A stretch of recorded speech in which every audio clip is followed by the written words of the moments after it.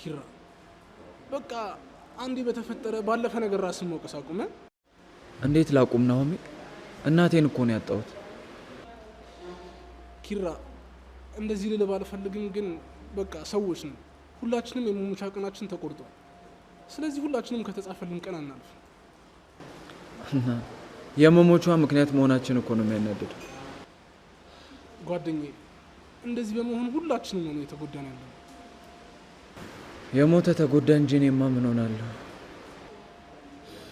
ጽናትም በፍራቻ አንድ ነገር ይሆንብኛል ብላ አፍጥጣንተን ስጠብቅ ነው የምታድር። እንዳስጨነኳት አውቃለሁ፣ ግን እኮ እሷም የእናቴን መታመም ደብቃኝ ነበር። ኪራ ያንን ያደረገች እኮ ከቤተሰቦች ተሳስራ ለመውጣት ነው። አላቅም፣ ግን ማናችሁም ልክ አልሰራችሁ። በጣም ነው ማዝነው። ኪራ ጽናት እኮ የምታደርገው ነገር ግራ ቢገባት ቢጨንቃት ቢቸግራት ነው የነገረች። ቆኛ አንተ ምን ብለን እንንገር? ብቻ ሁሉም አለፈ። ፈጣሪ ላይ አስችል አይሰጥ። አዎ ጋሼም እንደዚህ የሆነ ከማየው ወደ ስራ ሄዳለሁ ብሏል።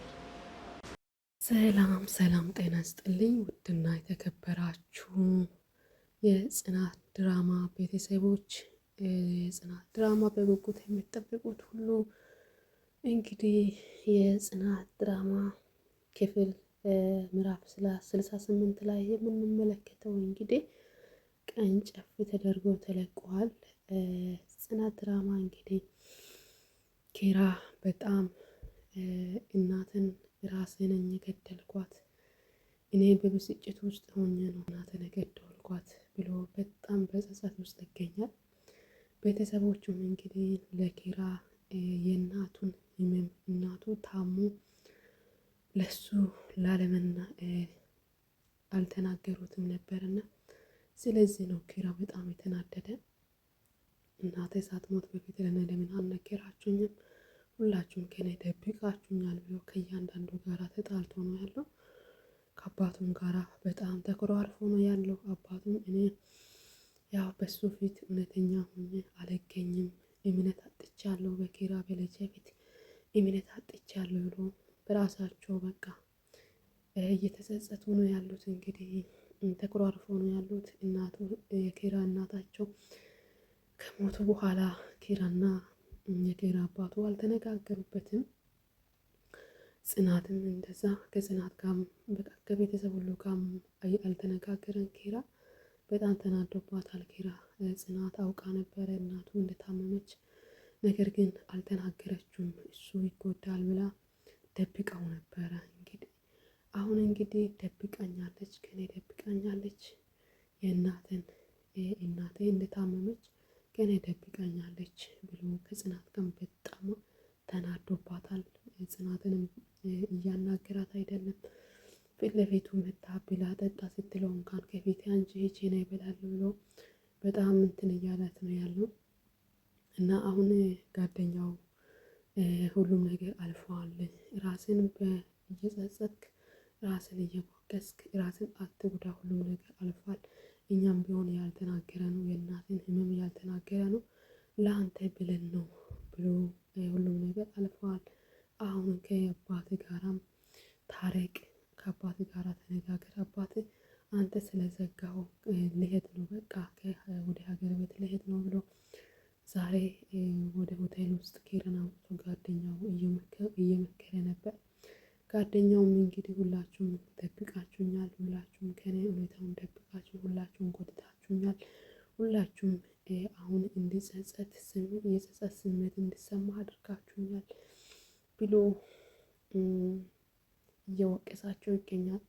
ነገር ግን ቢሆንም ለአንተ ብለን ነው ይህንን ሁሉ ያደረገነው ለአንተ ብለን ነው ብሎ ኪራ ለኪራ ጓደኛው ስለተናገረ ኪራ በቃ ሁሉም ነገር አልፏል፣ ወደ ልቦና ተመለስ፣ ሁሉም ነገር አልፏል፣ በቃ ከአባትን ጋራ ታረቅ፣ አውራ፣ ተነጋገር፣ ሁሉም ነገር በቃ እንትን አርገው ስለው እሺ እሞክራለሁ እያለ ነበር።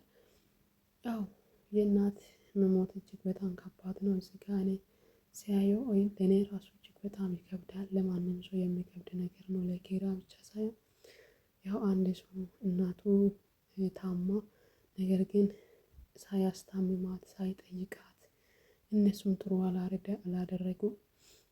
ኪራ ዛሬ ያን ያህል አይጸጸትም ነበረ። እናቱ ታማ ሆስፒታል በነበረችበት ጊዜ እሷን ቢያሳክማት ሄዶ ቢጠይቃት እማ እንዴት ነሽ ብሎ በአጠገቧ ቢኖር ውሃ ቢሰጣት መድኃኒት ሰዓት ሲደርስ መድኃኒት ቢሰጣት ዛሬ አይጸጽተውም ነበር። እንግዲህ እሱ እንዳይጎዳ ወይም ሰርጉን እንዳይቆም ብሎ ነው እሱን እንደዚህ እያደረጉት ማለት ነው።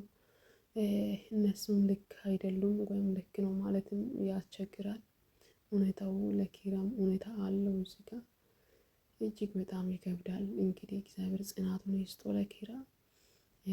ማንም ሰው እናቱ ሳይታወቅ ታማ ሳይታወቅ በድንገት መሞት ለማን እንደታመመች ሳያውቁ በድንገት መሞት እጅግ በጣም ይከብዳል። ኪራ አንድ ሰከንድ ለአንድ ደቂቃ ብቻ ነው እናቱን ያያት።